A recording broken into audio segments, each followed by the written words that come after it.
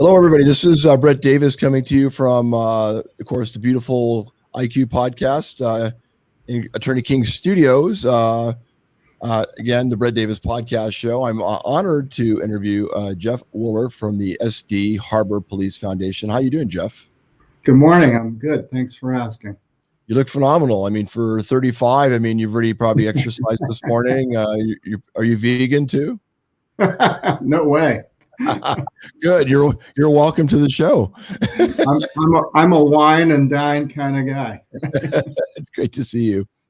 Thank you.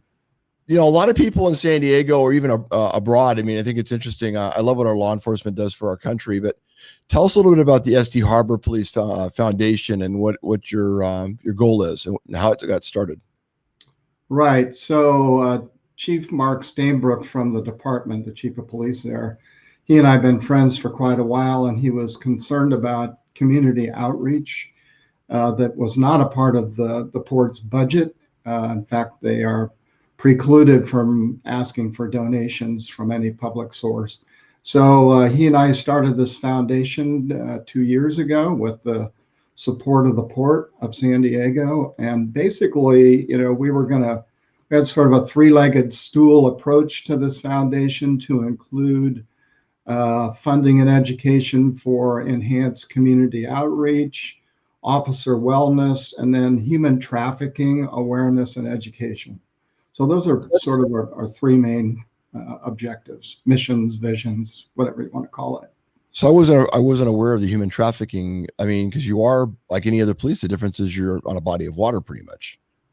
Right. So human trafficking in San Diego County is the second largest criminal enterprise. It brings in over $880 million a year, and it's second only to drug trafficking.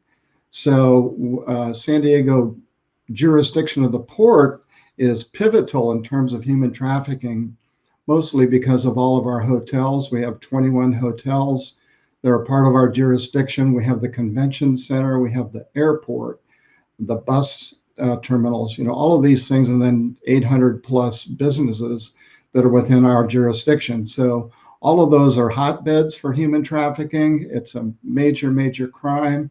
And for the most part, people are unaware of when it's happening and where it's happening. So you mentioned hotels. You mentioned, I would never think hotels. I mean, I guess that's probably where they would probably, I don't even know enough about the whole thing. I just know it's really on the rise.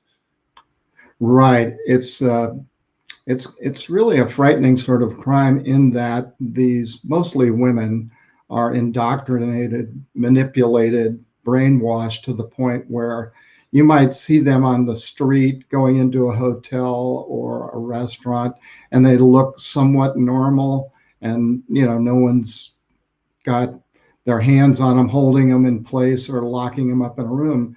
There's a thing in the trafficking world, it's called invisible handcuffs. And so these women, and I say mostly women, there are some men involved, young men that are involved, are being trafficked. They're victims of trafficking. But for the most part, these women, they are walking around doing the business of their pimp.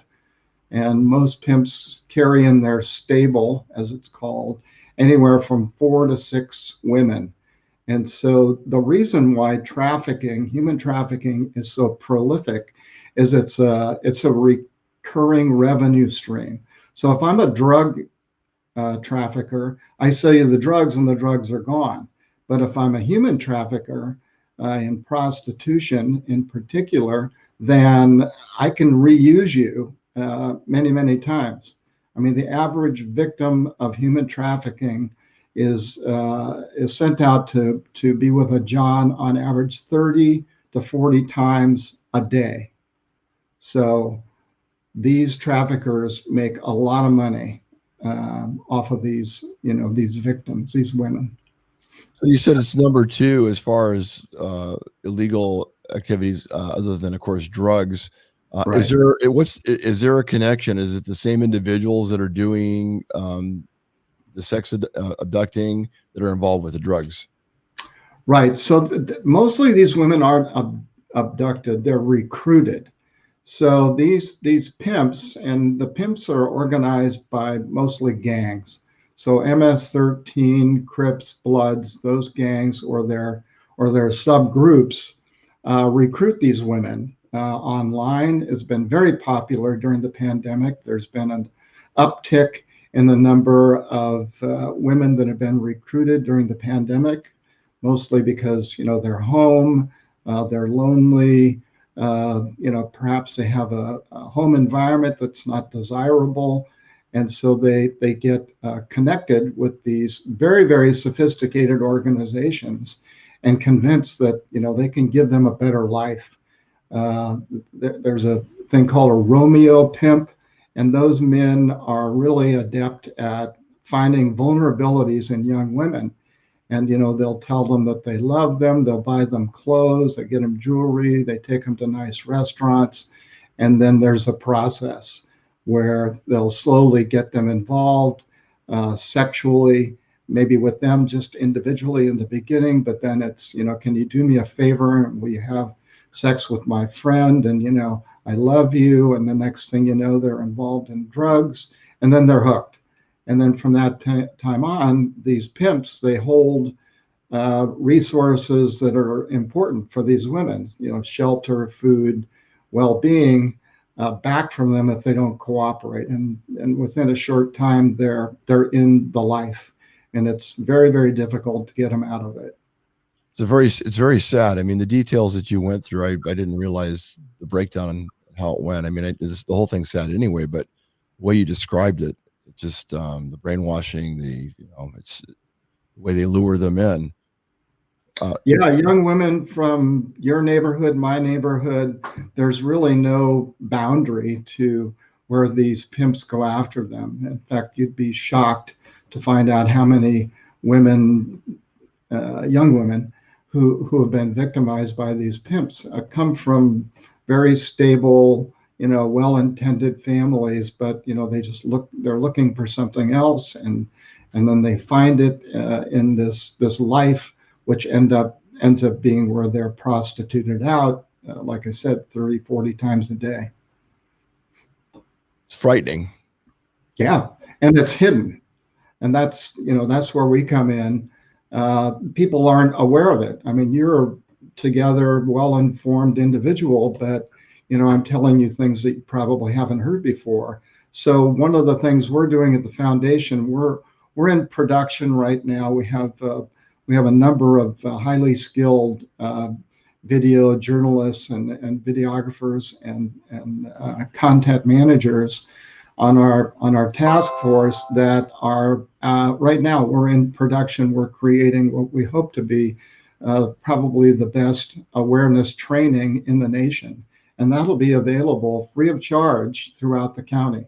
We work directly with Summer Stuffin from the DA's office. She has one of her ADAs on our committee, and we'll be releasing that probably the beginning of second quarter this year. Yeah, Summer Stuffins is one of the people that we picked to watch for 2021. We picked 20 individuals, and she was one of those individuals because, as you know, she's just top notch. We're lucky to have her in San Diego. We are. She's super, super involved in human trafficking in particular. It's one of her primary mandates. What we did with this foundation, Brett, is we went out and we researched for a year solid on 19 nonprofits and government agencies throughout the nation that are providing human trafficking training for hotels, restaurant workers, airports, bus stations, police officers. And we found in our research that most of that training is inadequate. It's impersonal, and it really, seriously, it'll put you to sleep within minutes. So, we wanted to personalize our training, to localize it and create an awareness that is meaningful. So, we're filming at hotels, at our airport, at the convention center, at businesses in our location with real people, so that this training has some sort of meaningful impact. Go over some of the things that you were drawn to start the foundation. Why did you start it? Well, we're adjacent to the Barrio Logan district, as I know you're familiar with. And one of our, actually, Chief Stainbrook has a niece that was a teacher there. So we went to go visit her. She teaches special ed. And we were appalled at not the quality of teaching, but the quality of the physical plant. And so we adopted that school where currently they have a 37% homelessness ratio at Perkins K-8 school. Now, to me, that's disgusting. I mean, here we are, America's finest city, so I'm told, and yet the school district, and there are many others like it, that have that sort of ratio of children that are homeless. And Well, those kids, let me ask you a quick question. So are these families living out of cars, or where are they living? they live out of cars, they live with other families, they couch surf. They're in, various homeless shelters, Father Joe's, Alpha Project, great organizations that do what they can. But basically, they are food inadequate, and they are, living pretty much hand to mouth. So we decided we were going to attack that school first with programs and upgrades. And so we've upgraded 3 out of the 4 special ed classrooms already. That's about a $10,000 per classroom upgrade. And we bring in highly specialized furniture and equipment for those classrooms that's really specifically designed for special ed kids. So it develops core strength. It helps them with their attention span. It's all erasable furniture, so you can write on it, and erase it. It's really very cool. And we find already that those students in those classrooms are much more attentive when they're in that setting. Now, obviously, they haven't been in classroom for the last several months, but prior to that, it was very effective. We were, really mining a lot of really critical data so we can move forward. We have 1 more classroom to go, which we'll do this quarter, and then in addition to that, we do a lot of other program things for the students. For instance, we have 9 Harbor Police officers that volunteer to adopt a grade level. So there are 9 grades. So we have 9 officers that adopt a grade level. So it's kindergarten all the way through 8th grade. And once they adopt that grade level, they stay with those kids throughout their career at Perkins K-8. So they'll matriculate with those kids and then jump back down and grab another grade. And they're part of the Zoom classrooms. They take these kids off site. Padres games, the Midway, Qualcomm, NASCO, all these various businesses that support us that we have a connection with. We do things what the kids called like Fish with a Cop. We took in 2019, before the pandemic, we took 27 students out ocean fishing with 27 officers, no guns, no badges. Just everybody had on a really cool Fish with a Cop t-shirt. These kids had never been on the water. They'd never been fishing, and let alone go ocean fishing. They caught 110 fish in the first day. It was just a great success. And that was kind of like our launch to start building, relationships with these kids, create bonds that hopefully will be sustained throughout the rest of their lives. Well, they get the old adage, give a person a fish to eat for a day. Yeah. Right. Well said. Exactly. That probably wasn't even thought about. Well, maybe it was. There's an analogy there, right? There is an analogy, and it's a really strong one, in particular right now with the pandemic and, defundment talks, all the things where people have lost confidence in some departments for, right or wrong, whatever the reasons are. So, our mission as a foundation is to build that rapport, one kid at a time. And it works. Our officers get calls from these kids. They want to talk about what's going on in their lives. They respect these officers. They do physical things with the kids, CrossFit, races, basically let them know that these officers are human beings just like you and me, and they care about these children. Have you seen any studies recently that shows how the whole homeless situation? You said it was like 30%, 37% in that demographics. Has it shown any improvements at all? No, it's increasing. It's increasing Yeah, right. because of COVID. Right. Yeah. I mean, the economic impact of COVID, where a lot of these parents were, tip oriented or gig employees, they've lost those opportunities. So, their revenue has been decreased dramatically or completely. And, unfortunately, some of them are not documented. And so, they're not able to apply for whatever subsistence is out there. So yeah, it's on the rise, and of course, all of these shelters are completely full up. They have wait lists for the most needy people, the most needy population in our city. San Diego, as you know, has a challenge with rental real estate right now, as well as houses. I would think it'd be very hard to find housing for these types of situations just because of the shortage. Yeah, they can't build them fast enough, and most developers are really not interested in those what they call Section 8 tenants. Just because the margins aren't there. So they're going to build, mid to higher end properties as opposed to low end housing. You have your work cut out for you. Well, I'm a fighter. I know you are. So how can the public help? Because apparently there's a huge need. We're not hearing about this in the news that much, are we? Well, KUSI and the other news outlets have been very generous, Cox in particular, in providing us, a forum to talk about what's going on. But of course, with the COVID, things, slowed down a bit. We just did a show on KUSI with Dan Plant a couple of days ago, all about our latest furniture upgrade at Perkins K8. It was really a great show. But what the public can do is they can go to our website, which, by the way, right now is being completely renovated. We're upgrading it, but it's still workable. It's sdpolicefoundation.org online, or they can reach out to me personally at sdharborpolicefoundation@gmail.com, and I'll be glad to respond and get them details, whatever it is that they want to learn about.